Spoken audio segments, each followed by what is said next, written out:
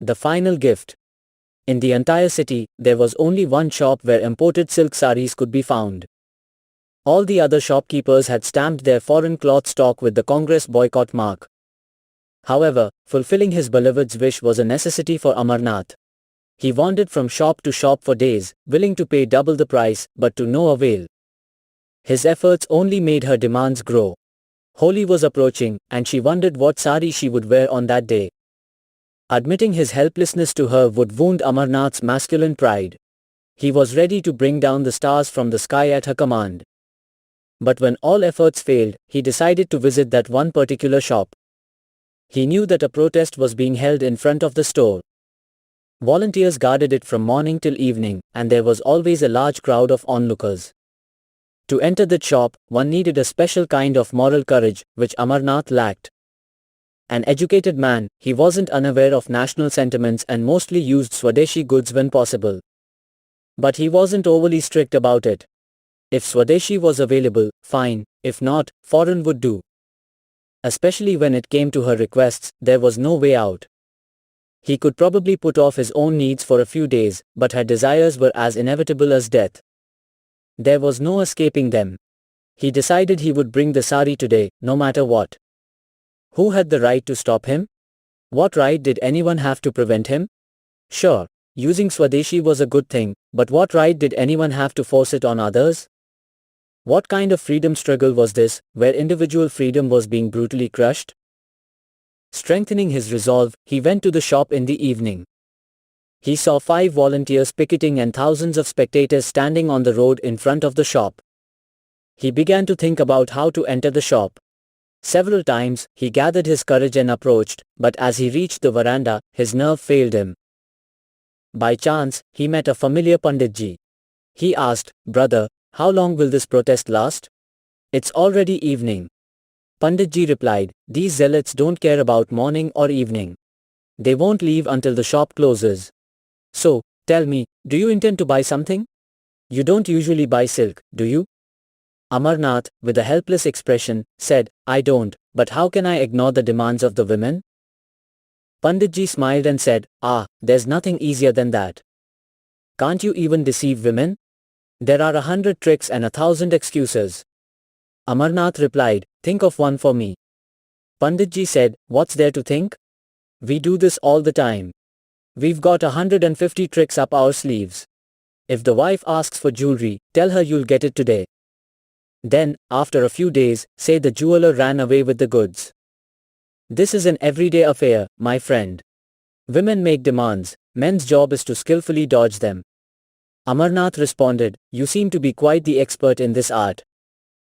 Panditji laughed, "What can I say, brother? You have to protect your reputation. If you bluntly refuse, it's embarrassing. If she gets angry, it's worse. It's a matter of dignity. Here's what you do. You must have already said there's picketing these days, right?" Amarnath admitted, "Yes, I used that excuse, but she won't listen. She says, is all the foreign cloth in the world gone? Are you just trying to fool me?"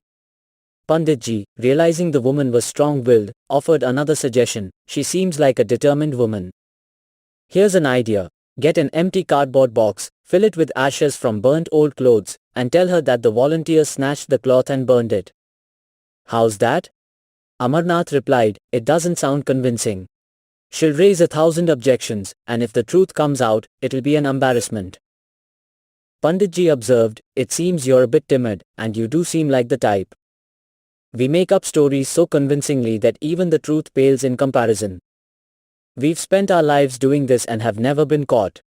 Here's another idea. Buy some local fabric that looks similar and say it's foreign." Amarnath counted, "She knows the difference between local and foreign better than you or I. She wouldn't believe it's foreign, and certainly not local." A curry-clad gentleman who had been standing nearby listening to their conversation intervened, "Sir, it's a simple matter. Just tell her straight up that you won't bring foreign cloth. If she insists, go without food all day, she'll come around." Amarnath looked at him with eyes that seemed to say, "You don't understand this, Ali," and responded, "You can do that, but I can't." The curry-clad man retorted, "You could do it too, but you don't want to. Some people would even reject a blessing if it were foreign." Amarnath asked sarcastically, so you must be picketing at home as well? The curry-clad man replied, I start at home and then move outside, brother. As the curry-clad gentleman left, Panditji said, that man seems to be even sharper than the greats. Here's what you do, there's another entrance at the back of the shop. Wait until it gets dark, and then go in that way. Don't look left or right. Amarnath thanked Panditji and waited until it was dark. He approached the back entrance of the shop, fearing there might be guards there too. But the coast was clear. He quickly went inside, bought an expensive sari, and as he was leaving, he saw a woman in a saffron sari standing there. His heart sank. He couldn't muster the courage to step out the door. He quickly averted his gaze and walked briskly away, covering about 100 steps in a hurry. But fate wasn't on his side. He bumped into an old woman with a walking stick. She fell, cursing him, you wretch. This youth won't last forever. You've become blind with pride, pushing people around. Amarnath apologized profusely, please forgive me, I can't see well at night. I forgot my glasses at home. The old woman calmed down and moved on, and so did he. But then, suddenly, he heard a voice, Babu Sahib, please wait a moment, and saw the woman in saffron approaching. Amarnath's feet froze in place. He stood there, steeling himself like a schoolboy before his teacher's cane. The woman approached and said, you ran away as if I would bite you. It's disheartening to see educated people like you not understand your duty. Do you see the state of the country? People can't even get curry, and here you are buying silk saris. Amarnath, feeling ashamed, responded, I swear to you, Devi ji, I didn't buy it for myself. It was a request from someone else. Devi ji pulled a bangle from her bag and extended it towards him, saying, I hear such excuses every day. Either give it back or give me your hand so I can put this bangle on you. Amarnath, with pride, said, by all means, put it on. I'll wear it with pride.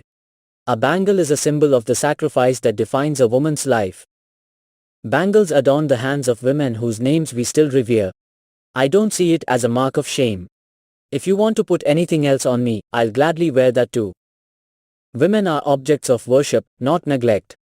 If a woman, who gives birth to a nation, finds honor in wearing bangles, then why should men feel ashamed to wear them? Devi ji was astonished by his audacity, but she wasn't ready to let him off so easily. She said, you seem to be a master of words. If you truly believe that women are to be worshipped, why won't you grant my request? Amarnath replied, because this sari is also a woman's request. Devi ji responded, very well, I'll accompany you to see what kind of woman she is. Amarnath's heart sank.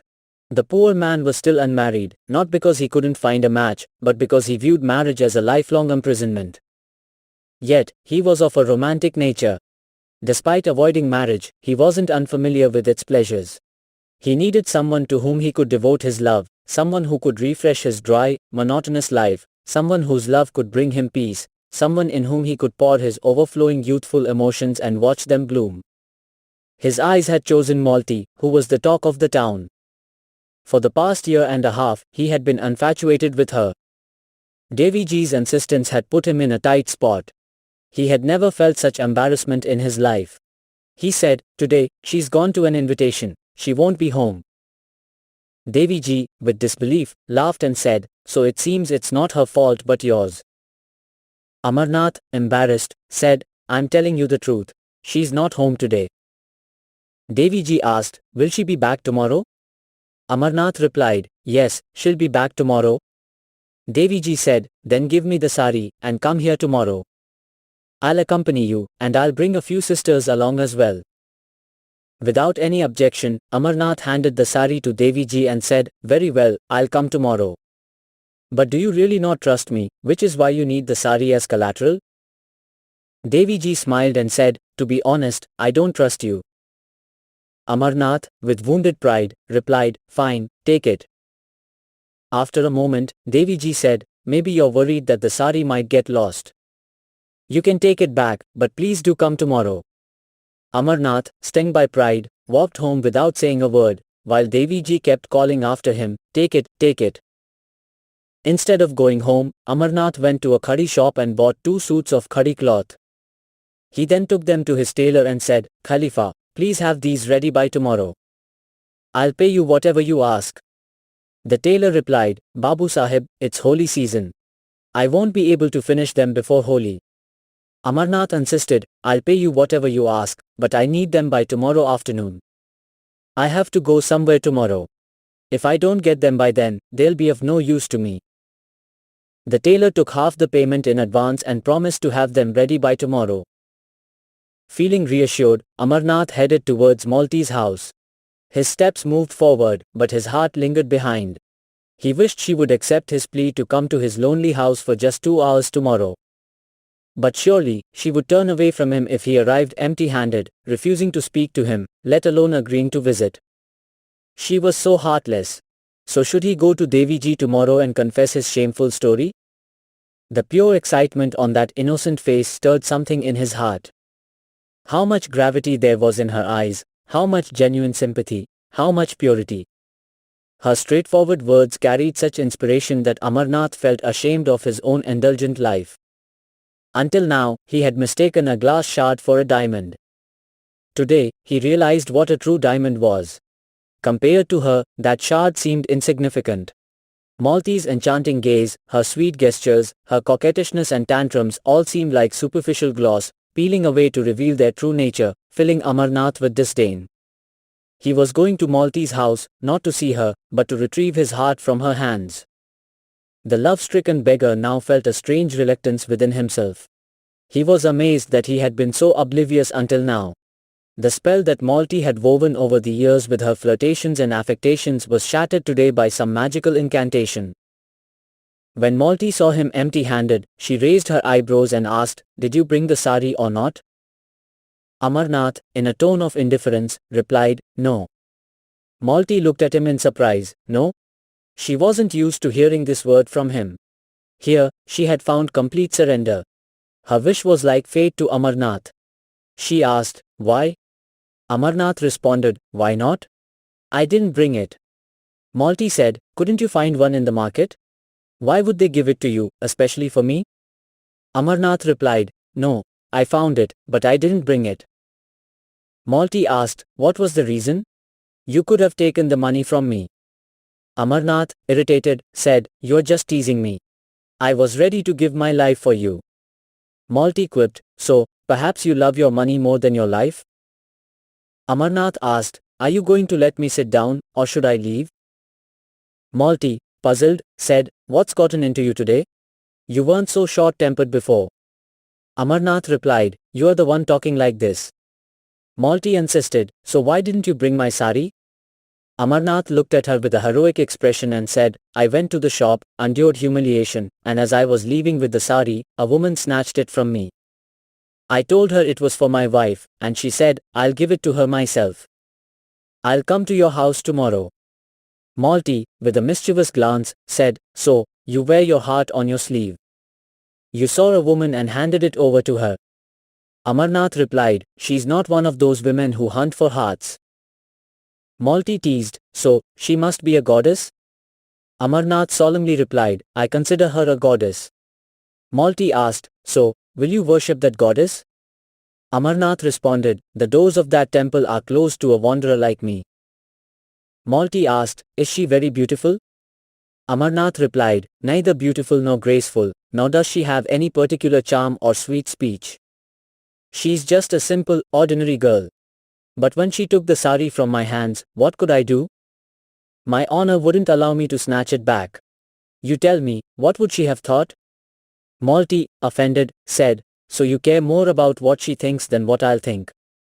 If a man tried to snatch something from my hands, I'd like to see him succeed, even if he were another Kamadeva. Amarnath sighed, Call it cowardice, call it lack of courage, call it decency if you like. I couldn't take it back from her. Malti asked, So, she'll bring the sari tomorrow, right? Amarnath replied, She will. Malti advised, Then go wash your face. I didn't know you were so naive. You gave her the sari and walked away, and now tomorrow, she'll bring it back to you. Have you been drinking bhang? Amarnath said, Well, we'll see tomorrow. Why are you doubting me already? Just come to my house for a little while in the evening. Malti teased, so you can introduce me as your wife? Amarnath, embarrassed, replied, how was I to know she would agree to come to my house? Otherwise, I would have made another excuse. Malti coldly said, keep your sari, I'm not going. Amarnath pleaded, I come to your house every day, can't you come with me for just one day? Malti, with indifference, said, would you prefer to call yourself my husband if the opportunity arose? Put your hand on your heart and tell me. Amarnath's heart sank, but he replied with a smile, Malti, you are being unfair to me. Don't take it the wrong way, but despite the love and affection between us, there has always been a veil of distance. We both understood each other's situation and never tried to remove that veil. It was a necessary condition of our relationship. It was like a business agreement between us. We were both afraid to delve into its depths. No, rather, I was afraid, and you deliberately avoided it. If I had ever believed that I could gain everything I desired by making you my life partner, I would have asked you for it long ago. But you never cared to instill that confidence in me. I can't say what doubts you have about me, but I can say I never gave you a reason to doubt me. I can also say that I would make a better husband than you would a wife. I just need trust, and you need more substantial and material things. My permanent income is not more than 500 rupees, you wouldn't be content with that. All I need is the assurance that you are mine, and mine alone. Tell me, do you agree? Malti felt a pang of sympathy for Amarnath. She couldn't deny the sincerity in his words. She was also convinced that Amarnath's loyalty wouldn't waver. She had enough confidence in herself to believe that she could bind him with a rope if necessary, but she wasn't ready to be bound herself. Her life had been spent in the art of love, in the display of affection. She flitted from branch to branch, carefree, free, and untethered. Could a bird accustomed to such pleasures live in a cage? Could it be satisfied with plain bread? This realization melted her heart. She said, you are giving quite a lecture today. Amarnath replied, I'm just stating the facts. Malti said, all right, I'll come tomorrow, but I won't stay for more than an hour. Amarnath's heart swelled with gratitude. He said, thank you so much, Malti. You've saved my dignity. Otherwise, I wouldn't have been able to show my face in public. Now, let's see how beautifully you play your part. Malti replied confidently, don't worry about that. I haven't been married, but I've seen weddings. But I'm afraid you might be deceiving me. Who knows with men? Amarnath, with a calm expression, said, no, Malti, your suspicion is unfounded. If I had wanted to put this chain on your feet, I would have done so long ago.